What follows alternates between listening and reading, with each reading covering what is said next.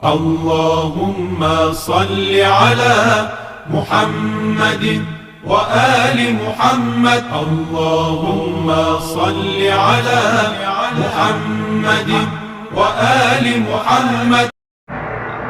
اعوذ باللہ من الشیطان الرجیم. بسم اللہ الرحمن الرحیم. الحمد للہ رب العالمین وصلی اللہ علی خاتم النبیین والائمۃ الطیبین الطاہرین المعصومین. اما بعد قال اللہ تعالی فی القرآن الکریم. بسم اللہ الرحمن الرحیم. وما ارسلناک الا رحمۃ للعالمین.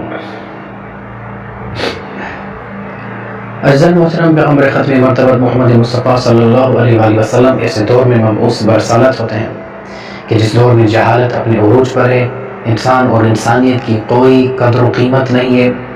ظلم و ستم کی انتہا یہ ہے کہ اگر بیٹی کی پیدائش ہوتی ہے تو اس کو زندہ درگور کیا جاتا ہے، زندہ دفن کیا جاتا ہے.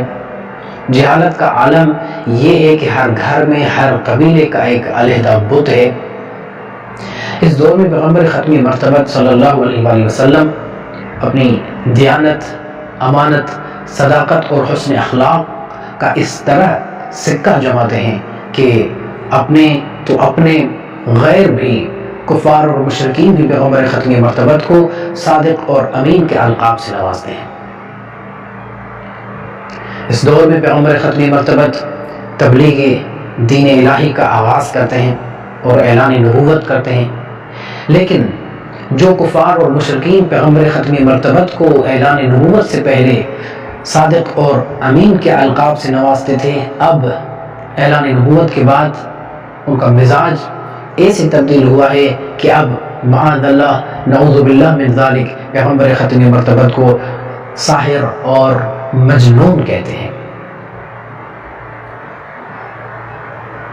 اعلان نبوت سے پہلے ختم مرتبہ کو صادق اور امین کے القاب سے نوازتے تھے.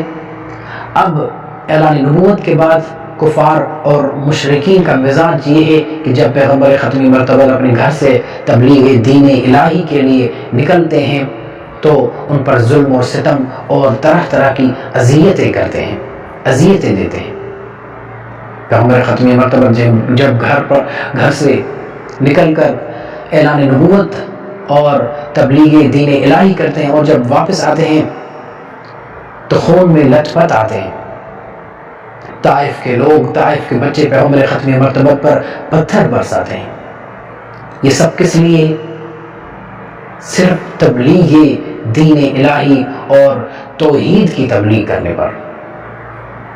یہ سب کچھ تکالیف پیغمبر ختم مرتبہ جو برداشت کر رہے ہیں، تبلیغ دین الہی ہے، وحدہ لا شریک کی تبلیغ کرنی ہے. اس وجہ سے یہ تمام تکالیف اور تمام تر زحمات کو پیغمبر ختم مرتبہ برداشت کر رہے ہیں.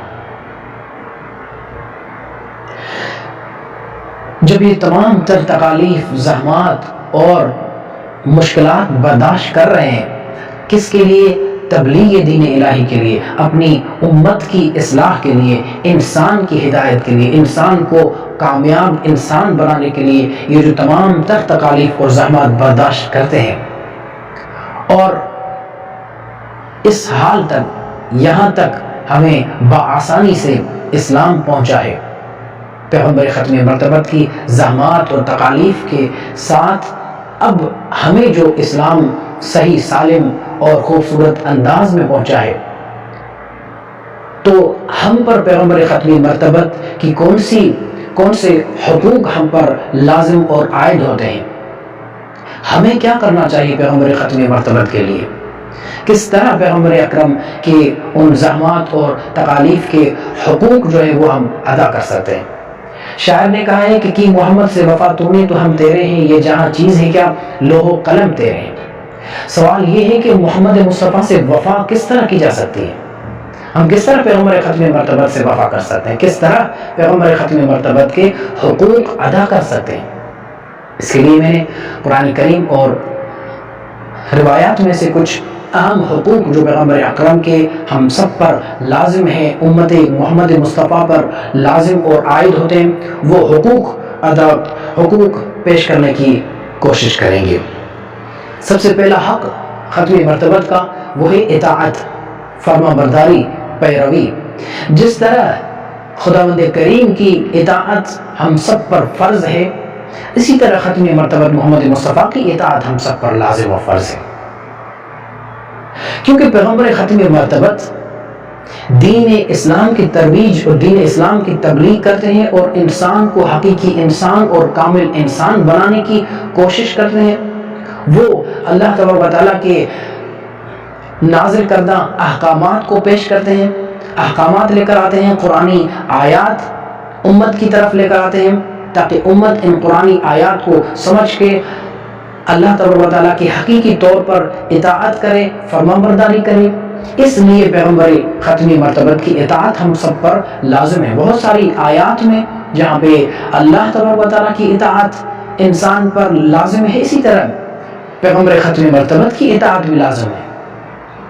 ایک آیت میں وَمَا آتَاكُمُ الرَّسُولُ فَخُذُوهُ وَمَا نَهَاكُمْ عَنْهُ فَانْتَهُوا، جو تمہارے رسول تمہیں دے دیں وہ لے لو، جن سے تمہارا رسول روکے ان سے رک جاؤ۔ یہ اطاعت ہے، یعنی جو واجبات پیغمبر ختمی مرتبت تمہیں اے امت محمد مصطفیٰ، جو واجبات تمہیں پیغمبر ختمی مرتبت دے رہے ہیں ان کو ادا کرو اور ان پر عمل کرو۔ جن محرمات سے، جن اعمال سے، جن کاموں سے تمہیں تمہارا رسول روکتا ہے ان سے رک جاؤ۔ وَاتَّقُوا اللَّهَ، اور اللہ سے ڈرو، إِنَّ اللَّهَ شَدِيدُ الْعِقَابِ، بے شک اللہ تبارک و تعالیٰ سخت عذاب والا ہے۔ ایک اور آیت میں اب پہلا جو حق ہے امت محمد مصطفیٰ پر وہ ہے اطاعت کرنا، پیغمبر اسلام کی اطاعت کرنا۔ اب سوال یہ ہے کہ پیغمبر اسلام کی اطاعت کا فائدہ کیا ہے؟ اگر اطاعت نہ کریں تو پھر نقصان کیا ہے؟ پیغمبر ختم مرتبت کی اطاعت کا فائدہ یہ ہے کہ سورہ نساء کی آیت نمبر 13 اور 14 میں اللہ تبارک و تعالیٰ کا ارشاد ہے وَمَن يُطِعِ اللَّهَ وَرَسُولَهُ يُدْخِلْهُ جَنَّاتٍ تَجْرِي مِن تَحْتِهَا الْأَنْهَارُ، جو شخص پیغمبر اسلام اور اللہ اور اس کے رسول کی اطاعت کرتا ہے، فرما برداری کرتا ہے، يُدْخِلْهُ جَنَّاتٍ، تو اللہ تبارک و تعالیٰ اس کو جنت کے باغوں میں داخل کرے گا، ایسے جنت کے باغات کے تجری من تحتها الانہار کے جن باغات کے نیچے نہریں جاری ہیں، خالدین فیہا، اور یہ لوگ اس میں ہمیشہ رہیں گے۔ وذالک الفوز العظیم، یہی عظیم ترین کامیابی ہے، یہی سب سے بڑی کامیابی ہے کہ اللہ اور رسول کی اطاعت کر کے ہم جنت میں داخل ہوں۔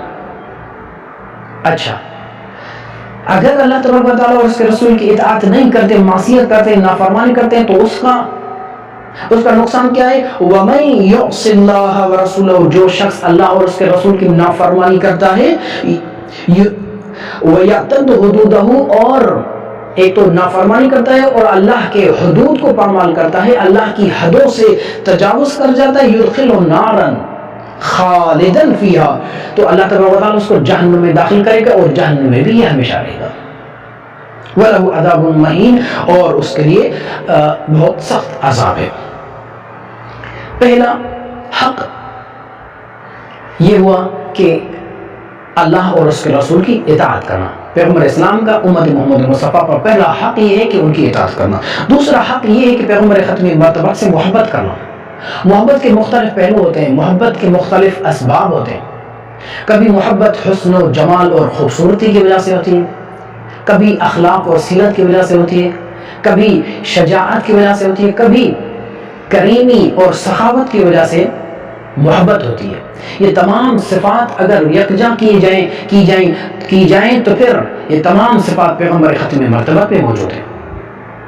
شجاعت و بہادری کو دیکھنا ہے، سخاوت کو دیکھنا ہے، حسن و جمال کو دیکھنا ہے، یہ تمام تر صفات پیغمبر ختمی مرتبہ میں ہیں۔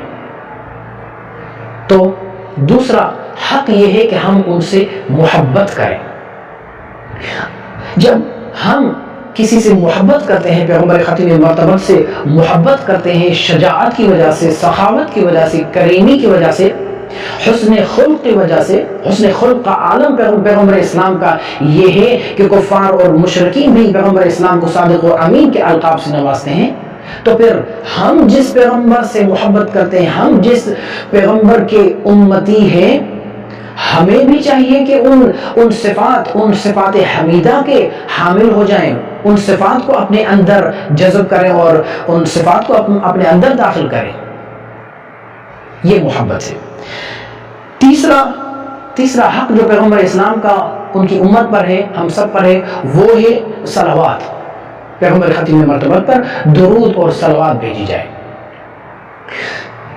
اس کے لیے اللہ تبارک و تعالیٰ کا ارشاد ہے ان اللہ و ملائکتہ یصلون علی النبی، بے شک اللہ اور اس کے ملائکہ نبی اعظم صلی اللہ علیہ وآلہ وسلم پر صلوات بھیجتے ہیں. یا ایھا الذین آمنوا صلوا علیہ وسلموا تسلیما، اے ایمان والو تم بھی پیغمبر ختم مرتبہ پر صلوات اور سلام بھیجو. حضرت امام جعفر صادق علیہ السلام کا ایک صحابی جناب ابو حمزہ سمالی عرض کرتا ہے یا ابن رسول اللہ، یہ آیت ہے ان اللہ و ملائکتہ یصلون علی النبی یا ایھا الذین آمنوا صلوا علیہ وسلموا تسلیما اللہم صلی علی محمد و آل محمد. تو ہم آپ محمد مصطفیٰ اور آپ اہل بیت علیہ السلام پر کس طرح صلوات اور درود بھیجیں؟ تو امام علیہ السلام فرماتے ہیں تو اس طرح صلوات اور درود بھیجو. بسم اللہ الرحمن الرحیم صلوات اللہ و صلوات ملائکتہ و انبیائہ و رسلہ و جمیع خلقہ علی محمد و آل محمد والسلام علیہ و علیہم و رحمۃ اللہ وبرکاتہ. پھر یہ جناب صحابی امام صادق علیہ السلام عرض کرتا ہے اگر ہم اس طرح پیغمبر ختم مرتبت اور آپ اہل بیت علیہ السلام پر صلوات بھیجیں تو اس کا ثواب اور اس کا فائدہ کیا ہے؟ امام صادق علیہ السلام فرماتے ہیں اس کا فائدہ یہ ہے کہ جو شخص اس طرح اس انداز سے اس کیفیت سے صلوات بھیجتا ہے تو اس کا ثواب یہ ہے کہ گویا کہ وہ ابھی اپنی ماں کے شکم سے پیدا ہوا ہے، یعنی کہ گناہوں سے اس طرح آزاد، اس طرح پاک اور صاف ہو جاتا ہے گویا کہ ابھی اس کی ولادت ہوئی ہے. اسی طرح امام رضا علیہ السلام فرماتے ہیں من لم يقدر على ما يكفر به ذنوبه، جو شخص اپنے گناہوں کا کفارہ ادا کرنے کی قدرت نہیں رکھتا، گناہ کو بخشوانے کی قدرت نہیں رکھتا، اس کو کیا چاہیے؟ فَلْيَكْثُرْ مِنَ الصَّلَاةِ عَلَى مُحَمَّدٍ وَآلِ مُحَمَّدٍ، اس کو چاہیے کہ وہ کثرت سے محمد اور اہل بیت محمد پر صلوات بھیجے. فائدہ کیا ہے؟ فَإِنَّهَا تَهْدِمُ الذُّنُوبَ هَدْمًا فَإِنَّهَا تَهْدِمُ الذُّنُوبَ هَدْمًا. اس کا فائدہ یہ ہے کہ اس کے گناہ جھڑ جاتے ہیں، اس کے گناہوں کا خاتمہ ہو جاتا ہے. تیسرا حق اہل بیت علیہ السلام پر محمد مصطفیٰ پر صلوات بھیجنا ہے. چوتھا اور آخری حق جو امت محمد مصطفیٰ نے انتہائی آسانی سے فراموش کر دیا ہے، پرواہ نہیں ہے، وہ حق جو پیغمبر ختم مرتبت کا ہم پر لازم ہے، امت محمد مصطفیٰ پر لازم ہے، وہ ہے مودت اہل بیت. بالکل آسانی سے امت محمد مصطفیٰ نے یہ حق فراموش کر دیا ہے. وہ ہے اہل بیت اطہار علیہ السلام سے محبت کی جائے. اس کے لیے قرآن کریم کی بہت ساری آیات میں خصوصاً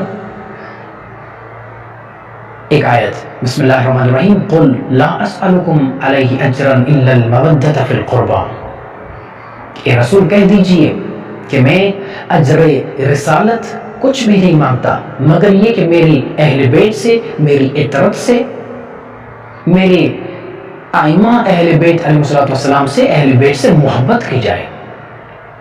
چوتھا حق پیغمبر اسلام کا ہم سب پر یہ ہے کہ ہم ان کی اہل بیت سے محبت کی جائیں، محبت کریں. لیکن امت محمد مصطفیٰ نے پیغمبر ختمی مرتبت کیا کہا جائے کہ ہم پیغمبر ختمی مرتبت کے اہل بیت سے محبت کریں. ہم نے امت محمد مصطفیٰ نے حقیقی طور پر محمد مصطفیٰ سے محبت کا حق ادا نہیں کیا. جو پیغمبر اسلام صلی اللہ علیہ وآلہ وسلم طائف کے لوگوں کی زحمات، طائف کے لوگوں کی تکالیف اور مشکلات برداشت کر کے اسلام کی تبلیغ کرتے ہیں، طائف کے کفار اور مشرکین جو ان پر پیغمبر اسلام پر ظلم و ستم کر کے اسلام کی ترویج چاہتے ہیں، اسلام کی تبلیغ چاہتے ہیں، انسان اور انسانیت کی بھلائی، انسان اور انسانیت کی عظمت کی بلندی چاہتے ہیں، وہ پیغمبر اسلام ان کا حق ہم سے ادا نہیں ہوا تو ہم اہل بیت اطہار علیہ السلام کے حق کا تقاضا کرتے ہیں. آخر میں ایک شاعر کہتا ہے کہ کملی والے سے جا کہیو پیغام میرا، کملی والے سے جا کہیو پیغام میرا، امت قبضے سے تیری امت بیچاری کی، قبضے سے تیری امت بیچاری کی، دین بھی گیا دنیا بھی گئی۔ بس حال یہ ہے کہ ہم نے پیغمبر اسلام کے حقوق ادا نہیں کیے، بس ہر سال کی طرح چراغاں کر دیتے ہیں، پیغمبر اسلام کی ولادت پر صرف چراغاں کر کے وہ حق ادا کرتے ہیں محبت کا، لیکن حق یہ ہے کہ حق ادا نہیں ہوتا۔ حق ادا کرنے کے لیے پیغمبر اسلام کی اطاعت ضروری ہے، پیغمبر اسلام سے حقیقی طور پر محبت ضروری ہے، پیغمبر اسلام پر صلوات و درود بھیجنا ضروری ہے، اور پیغمبر اسلام کی اہل بیت اطہار سے محبت کرنا ضروری ہے۔ والسلام علیکم ورحمۃ اللہ وبرکاتہ۔ اللہم عجل لولیک الفرج والعافیۃ والنصر۔